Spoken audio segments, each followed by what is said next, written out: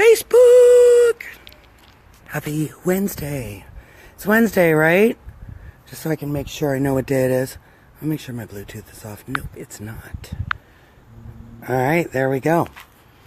So, I named this video a few different things because I'm going to talk to you guys about some cool stuff that I got inspired about through some really rad conversations that I had today. And so we're going to talk a little bit about things that maybe some people get, maybe some people don't. And it's been my experience throughout life to come to know that I can't necessarily understand something unless I've been through it or I've had it impact my life, whether directly or indirectly in some way.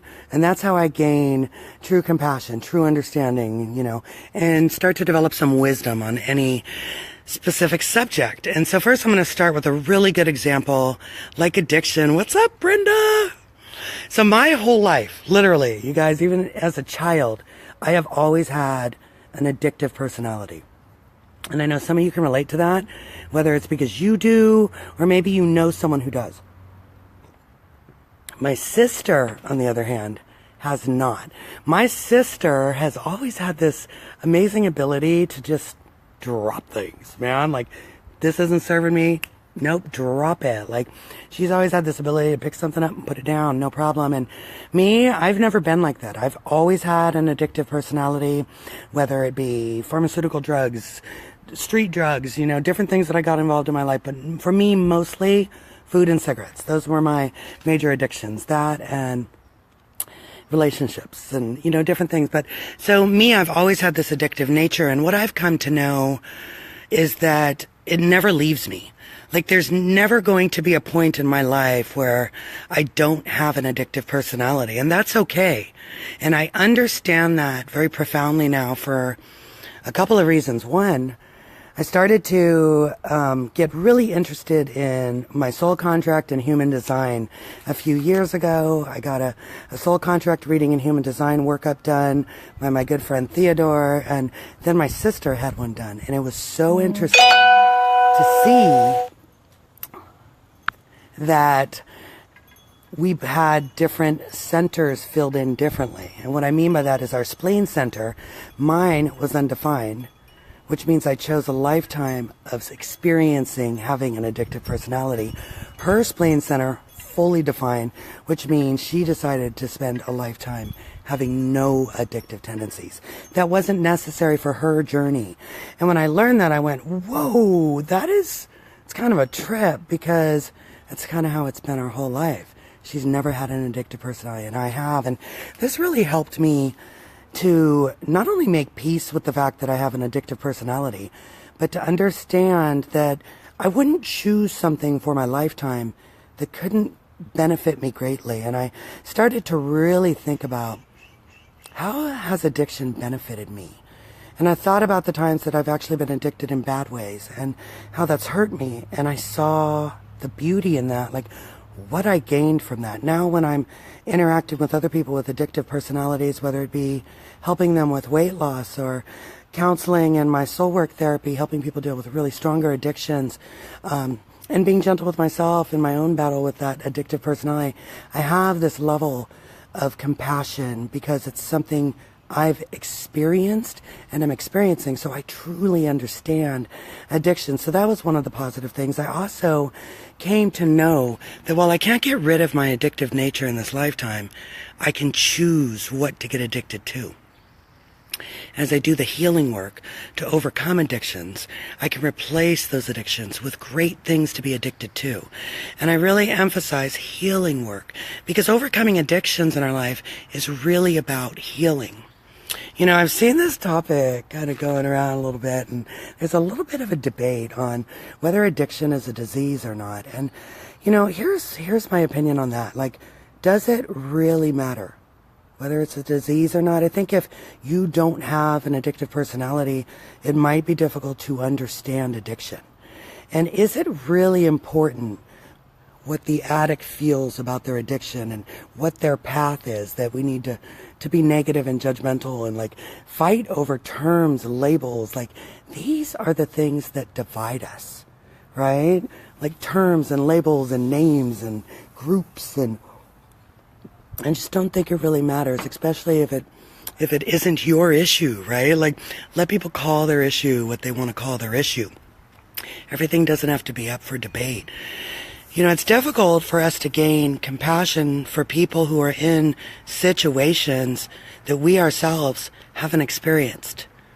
You know, I'm going to give you another example. I know some people believe that racism doesn't exist, and I can understand that if you haven't experienced it, where it would feel like it's really not that big of a deal. I remember when I was a teenager living in Hawaii, and I experienced racism being a white girl living in the islands, and any white person who would have grown up any part of their childhood in the islands would understand what I'm talking about. We got picked on a lot for being white.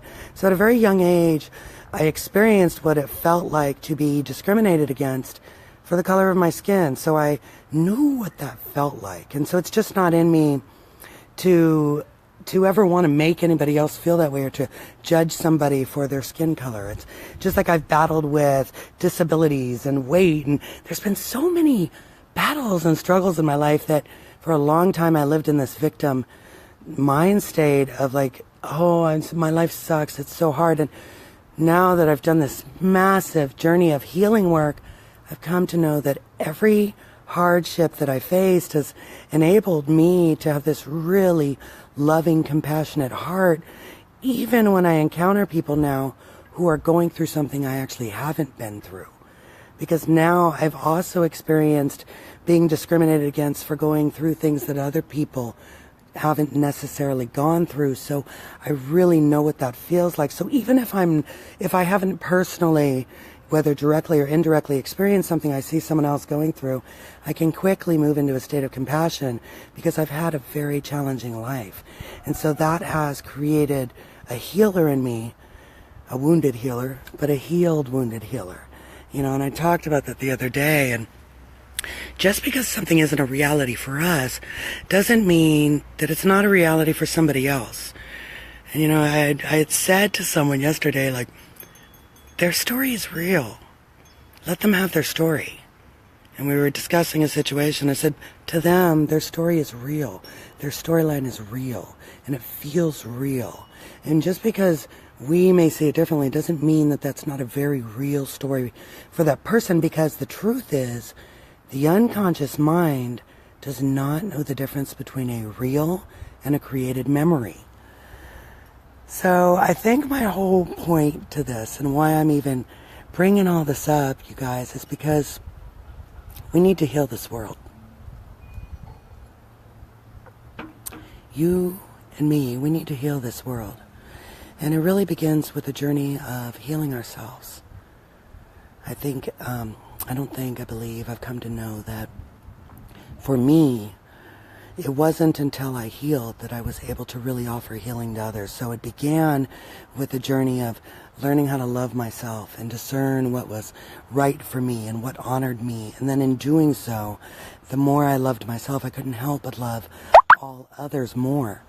Because when I'm filled up with love for myself, I have nothing but love to give to others. And I put up a post earlier, and I know sometimes you guys are probably like, what the heck, JoJo? All this talk about love sounds great, but, you know, people aren't loving. I'm not talking about people, baby.